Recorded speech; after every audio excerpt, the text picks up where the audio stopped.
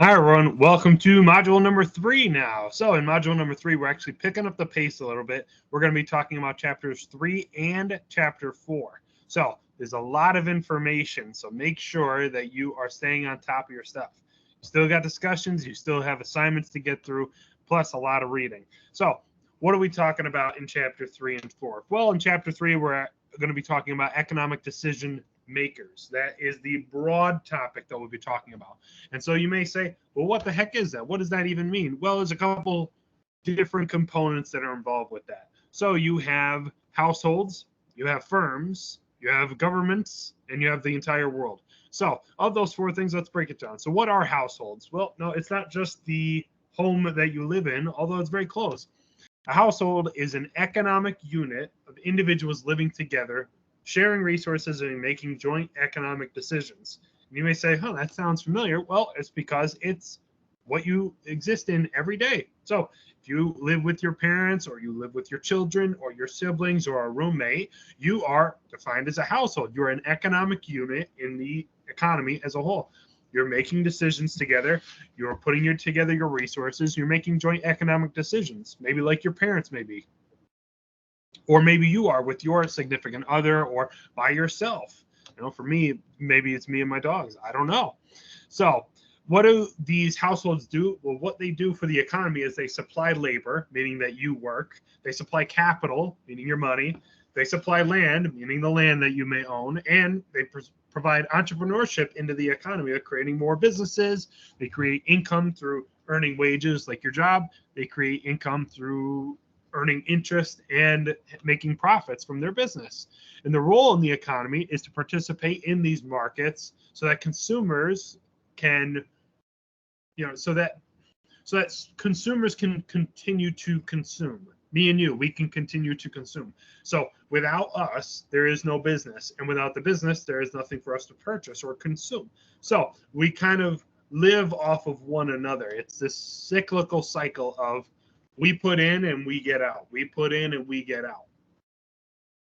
And these households are a resource, right? And they're a resource. They're a resource for labor, a resource for land, entrepreneurship. Then we have firms. Now, firms are business organizations that are producing goods or services for sale, for selling things, and they're structured in a couple different ways, like sole proprietorship, partnership, corporations, cooperatives. And so the primary goal here is to maximize our profits and minimize resources. We want to make as much money as we can and spend as little as we can to do so. There are a couple different types of business entities out there, like sole proprietorship, partnership, corporation, cooperatives. All of that information is covered thoroughly in the textbook and these resources. You also have another kind. It's called nonprofits. You may have heard of these before. Essentially, what they are organizations that are operating for charitable, educational, or a variety of purposes, maybe human, maybe animal purposes. So that's the households. Those are the businesses. We also have the government, right? And so the government is part of the economy. And you may say, well, I mean, they don't buy anything, right? But they have a huge impact on how the economy is actually doing. If you look at whatever president you want to say, they'll say that their policies impacted the economy in a positive or a negative way. How they do that is through regulation, which is when they establish laws and regulations to ideally create fair competition amongst businesses, protect consumers like you and me, and help create market sustainability.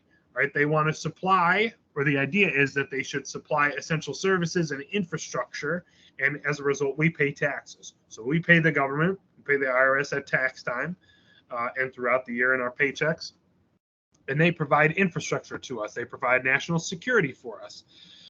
They also set these policies to try and reduce any inequalities that come through taxation or welfare programs, things like that.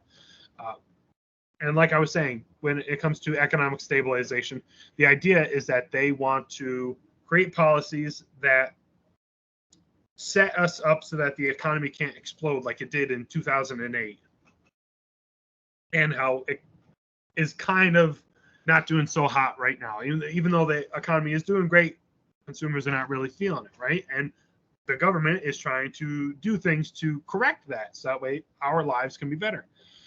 final entity that we need to talk about is the rest of the world. So it's not just about the United States, right? And likely everyone watching this video is in the United States. It's not just about us as much as we may think so.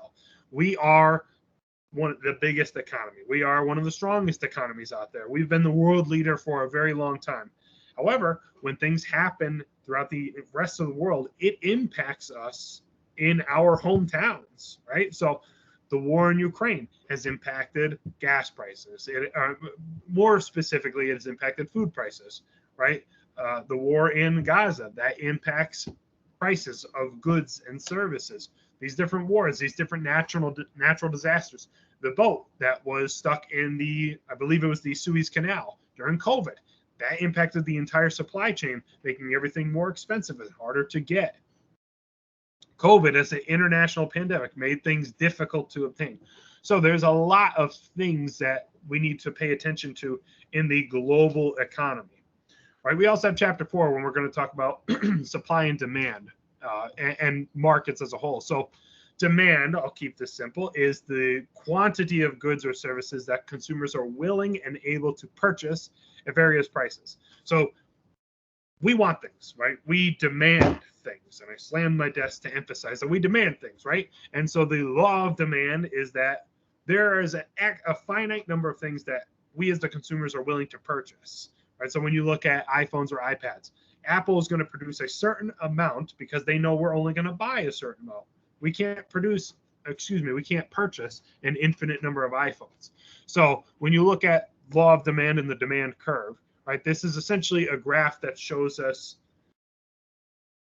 how much should a company produce to ideally sell us their product.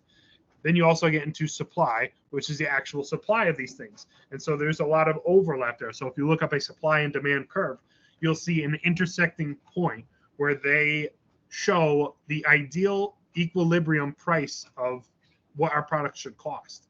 Because we can't just set our products at whatever cost we want. As much as Apple may want to, they can't charge us $50,000 for an iPad because nobody's going to buy that. They can't charge us $50,000 for an iPhone because nobody will buy that. So they need to figure out, well, what are you and I willing to pay for the newest iPhone? What are you and I willing to pay for the newest Samsung Galaxy S25, whatever phone's out at this time? That's what economists are doing for these businesses. They're trying to figure out what is supply and what is demand. And both of these things work together to create that equilibrium price, the price at which the quantity demanded equals the quantity supplied. It's that intersecting point. Again, you'll see that throughout the chapter and in the resources provided in this module. All right, that is everything that I have for you guys for this module. Make sure you're reading the chapter. Make sure you're reading your extra materials that I've provided to you. Make sure you're discussing and doing your assignments, and see you in the next module.